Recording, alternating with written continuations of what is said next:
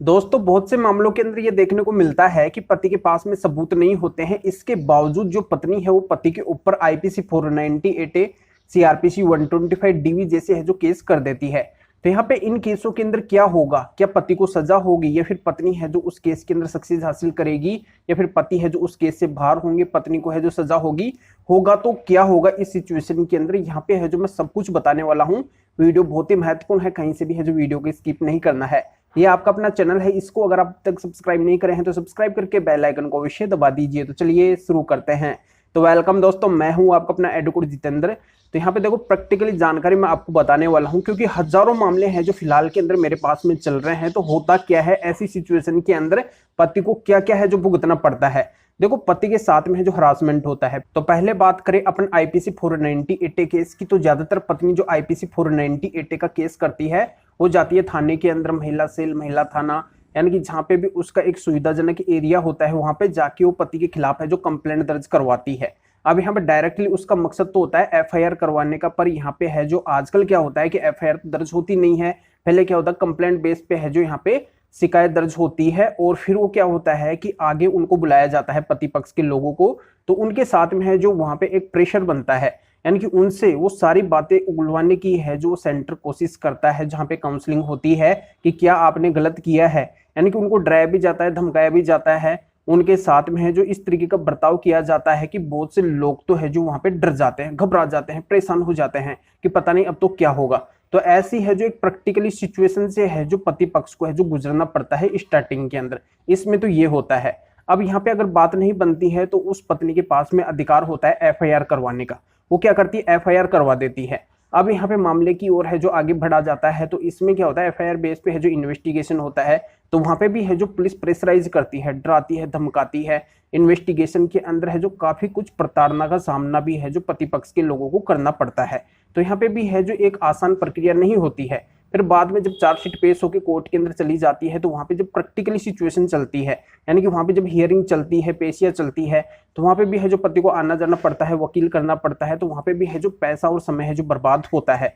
इन केसों के अंदर ये होता है, यानी कि अगर पति की गलती नहीं है, पति के पास में सबूत नहीं है, तब भी है जो पति को इनके अंदर है जो हरासमेंट झेलना पड़ता है। तो यहाँ पे इन केसों से है जो पति बाहर कैसे निकले अगर पति के पास में सबूत नहीं है। देखो यहाँ पे मैं क्लियर कर देता हूँ कि आपको है जो केस के स्टार्टिंग में सही गाइडेंस होना बहुत ही जरूरी है। आपके ऊपर जो भी केस हुआ है उसकी नॉलेज तो आपको होना बहुत ही जरूरी है कि आपके केस के अंदर क्या क्या होने वाला है, किस तरीके से है जो आपको उस केस को डील करना है, आगे बढ़ना है, क्या क्या है जो आपको करना पड़ेगा। तो इसकी अगर आपको जानकारी नहीं है तो मैं है जो आपके लिए बैठा हुआ हूँ। आप है जो मेरे नंबर के ऊपर है जो व्हाट्सएप मैसेज करके अपॉइंटमेंट बुक करवा के मेरे से बात कर सकते हैं, जान सकते हैं कि आपके केस के अंदर आपको क्या करना है, किस तरीके से बाहर निकलना है। क्योंकि हजारों मामलों का अभी एक्सपीरियंस है, हजारों मामले हैं जो मैंने डील करके सक्सेस है जो दी है लोगों को। तो यहाँ पे आप भी है जो मेरे से जानकारी ले सकते हैं। इस फील्ड के अंदर आपको है जो कोई भी दिक्कत नहीं आएगी, आपको है जो बेस्ट सॉल्यूशन मैं बता सकता हूँ। तो यहाँ पे ये आप कर सकते हैं। आगे अगर अपन बात करें सीआरपीसी 125 केस की, तो इसके अंदर भी क्या होता है कि ज्यादातर पतियों के ऊपर है जो मेंटेनेंस लग जाता है। अगर पति की गलती नहीं है, पति के पास में सबूत नहीं है, तो भी है जो ऐसा हो जाता है। अपन बात करें डीयू के केस की, तो इसके अंदर भी है जो पति को सेम सिचुएशन से है जो गुजरना पड़ता है। पति के ऊपर मेंटेनेंस भी लग जाता है, पत्नी का है जो रेजिडेंस राइट भी है जो पत्नी को मिल जाता है। तो यहाँ पर हर एक केस के अंदर है जो पति को नुकसान भुगतना पड़ता है अगर पति के पास में सबूत नहीं है, और यहाँ पे अगर मामला झूठा है तो भी है जो ये परिस्थिति आ जाती है। पर यहाँ पे होगा क्या, देखो एक तो मैं आपको बताया कि आपको है जो आपके केस की नॉलेज होनी चाहिए, दूसरा आपको खुद को भी है जो एक्टिव होकर चलना पड़ेगा, और तीसरा क्या है कि आपको उस केस के अंदर बस यही बात बोलनी है कि यहाँ पे पत्नी ने जो भी आरोप मेरे ऊपर लगाए हैं, पत्नी को है जो साबित करना चाहिए। अब आईपीसी 498 केस के अंदर भी है जो शुरुआती दौर के अंदर केस से बाहर निकलने के काफी सारे रास्ते होते हैं।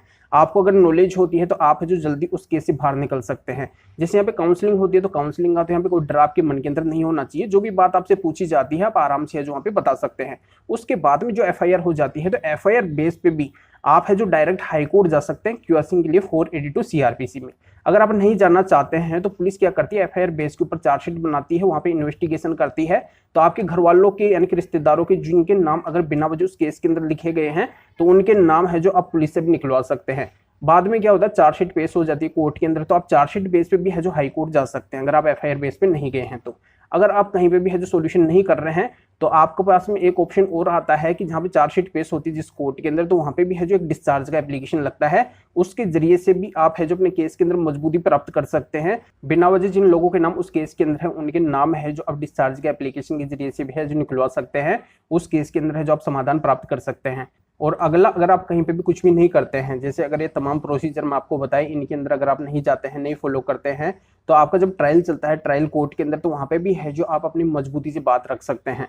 अगर आप मजबूती से बात रखेंगे तो ये आप ना सोचें कि आपको है जो सजा हो जाएगी, क्योंकि ऐसे तो किसी को कोई भी है जो फंसा देगा, कोई भी है जो किसी के ऊपर झूठा केस कर देगा, तो ऐसे कोई किसी की लाइफ थोड़ी बर्बाद हो जाएगी, ऐसे है जो किसी को सजा थोड़ी हो जाएगी। तो आपको है जो उस केस के अंदर डटे रहना है, मजबूती से है जो खड़े रहना है, और वहाँ पे है जो बस आपको इसी बात के ऊपर फोकस बना के रखना है कि पत्नी ने अगर आरोप लगाए हैं तो इसको है जो साबित करना चाहिए, मैं है जो निर्दोष हूँ, मैंने है जो ऐसा कुछ भी नहीं किया है, मुझे है जो बिना वजह इस केस के अंदर है जो फंसाया जा रहा है, तो मुझे है जो आज़ादी मिले, मेरे है जो कोर्ट से ये रिक्वेस्ट है, मेरी है जो कोई भी इस केस के अंदर गलती नहीं है।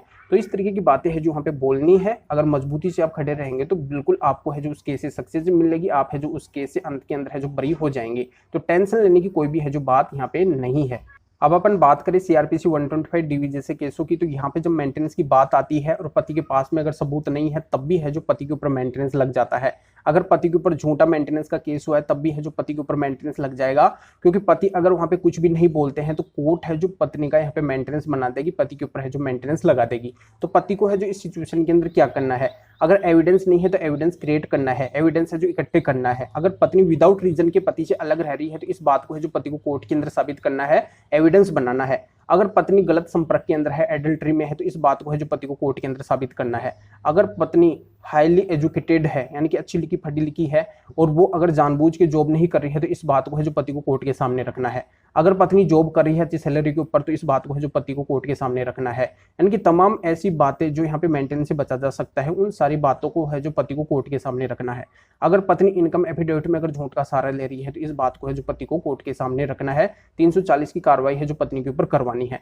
तो मेंटेनेंस से बचने के जो तमाम रास्ते हैं वो है जो पति को अपनाने हैं, तब जाके है जो मेंटेनेंस के अंदर है जो पति को सक्सेस मिल जाएगी। अगर सबूत नहीं है तो इस तरीके से है जो पति को काम करना होगा। तो पति को एक्टिव होकर है जो सबूत क्रिएट करने होंगे, बनाने होंगे, तब जाके है जो पति को मेंटेनेंस है जो यहाँ पे निजात मिलेगी, पति है जो मेंटेनेंस से बच सकते हैं।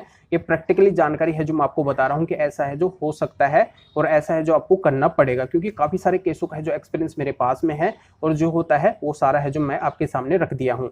तो जानकारी आपकी समझ में आ गई होगी। अगर कोई भी दिक्कत आपको आती है तो स्क्रीन के ऊपर है जो मेरे नंबर शो हो रहे हैं, व्हाट्सएप मैसेज करके अपॉइंटमेंट बुक करवा के है जो मेरे से बात कर सकते हैं। जानकारी समझ में आ गई होगी तो वीडियो को आप जरूर लाइक करिए और शेयर भी करिए जो और लोगों तक ये जानकारी पहुंच सके। तो वीडियो देखने के लिए आप सभी का बहुत बहुत धन्यवाद।